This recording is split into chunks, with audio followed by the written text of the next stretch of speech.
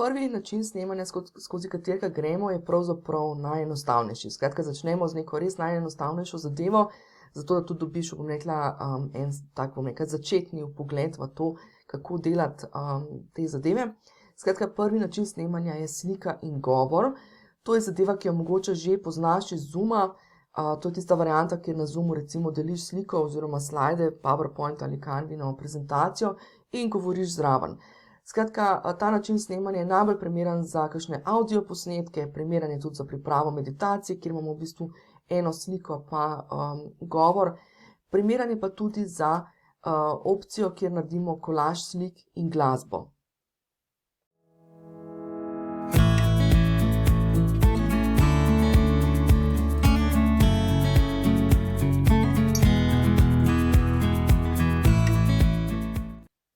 Drugi način snemanja, ki si ga pogledamo, je govoreča glava. To je v bistvu to, kar vidiš zdaj na mene na ekranu, kjer pravzaprav govorim, kjer se pokažem na ekranu in govorim. Si bomo pa tukaj pogledali predvsem trike, tudi ne samo to, kako pritisniti tisti gumb record, ampak tudi tiste drobne trike, kako dobro izgledati na kameri, skratka, kako se postaviti, kako poskrbeti za osvetlitev in vse te zadeve. In pa trike, kako delati, kadar imamo za posnet obsežnejše vsebine. Kadar govorimo o obsežnejših vsebinah, mislim mogoče na kakšne spletne tečaje, na kakšna e-predavanja in take zadeve, kjer imamo res ne samo mogoče 5-minutni video, ampak za posnet rečemo tudi več ur snemanja. V to kategorijo govoreče glave spada pa tudi kombinacija, kadar govorimo o kombinaciji slike, to se pravi, da imamo v podlagi neko sliko, in pa čez govorečo glavo, kar bo tudi eden od tipov snemanja, ki jih boš pravzaprav videl in doživel kot udeleženec v tem spletnem tečaju. Tretji način snemanja je snemanje zaslona. To vam je najbrž poznano, če gledate kakršnekoli video vodiče z navodili za uporabo kakšnih aplikacij oziroma računalniških programov, ali pa v bistvu tudi tisti, uporabljali ga boste tudi tisti, ki imate v bistvu kakšne spletne učilnice, pa želite dati navodila za spletne učilnice, ali pa recimo kakršnakoli navodila za uporabo raznih delovnih zvezkov ali kaj takega. Skratka, fokus, ki ga bomo imeli pa pri tem načinu snemanja, je pa tudi na tem, da se bomo učili risati oziroma da bomo v bistvu delali tudi te zadeve, kako kaj gor tudi dorisati, napisati, skratka uporabiti tudi mogoče nekako kot neko belo tablo ali kaj podobnega. Zdaj, četrti način snemanja so pa video vsebine. In sicer take video vsebine, ki niso govoreča glava, pa niso snemanje na ekranu. Zdaj tukaj so običajno 3 tipi te video vsebine.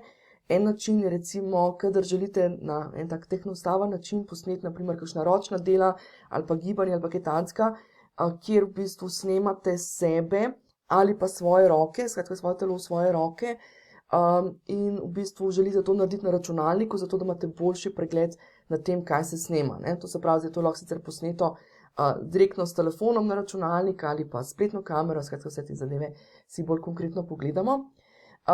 Drugi tip vsebine znotraj, bom rekla, tega četrtega načina snemanja je, če ste karkoli posneli s telefonom ali pa imate, bom rekla, posnetek mogoče celo od kakšnega snemalca, da je nekdo drug posnel, pa bi zdaj vi to radi umestili noter v preostalo vsebino, skratka nekako zmontirali, bi se rekla, skupaj z drugimi posnetki. In pa tretji tip, ki ga pa pravzaprav imamo lahko vsi, ki kakršnokoli promocijske zadeve delamo in podobno, so pa tako imenovani videoklipi oziroma videoizrezki. To je pa tudi tole, kar lahko vidite v ozadju. Skratka, gre za ene take krajše posnete video vsebine, ki jih lahko brezplačno poberamo tudi na različnih portalih in so primerne za komercialno uporabo, skratka jih lahko uporabimo tudi v promocijske namene in podobno. In v bistvu jih lahko uporabimo recimo, da jih dodamo noter za neko promocijo oziroma da obogatimo naše sicer posnetke izobraževanja ali česarkoli drugega. In zadnja stvar, ki si jo pogledamo, gremo pa potem v video editiranje oziroma lahko rečemo temu video urejanje oziroma obdelovanje vsebin, lahko tudi montiranje rečemo, skratka vse to so izrazi za to, kar bomo počeli. Bi pa tukaj res poudarila, skratka, da gre za, tako kot sem rekla, tehnostaven način dela, to se pravi, ne delamo, bom rekla, z nekimi hudo zahtevnimi programi, delamo z enim takim res zelo enostavnim programom in na zelo, bom rekla, enostaven način. Skratka, zadeva je primerna, sem rekla, torej za spletne tečaje, za podcaste, v končni fazi za objavo oziroma za pripravo videa za detkov rojstni dan ali karkoli takega.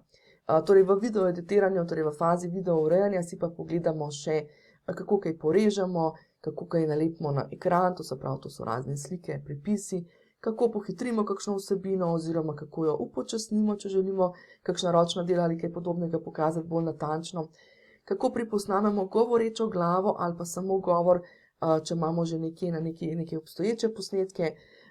Naučili se bomo tudi, kako dodati glasbo in pa kako vse te posnetke, če jih imamo zdaj več različnih, tudi zložiti skupaj oziroma po domače zmontirati skupaj v eno smiselno celoto.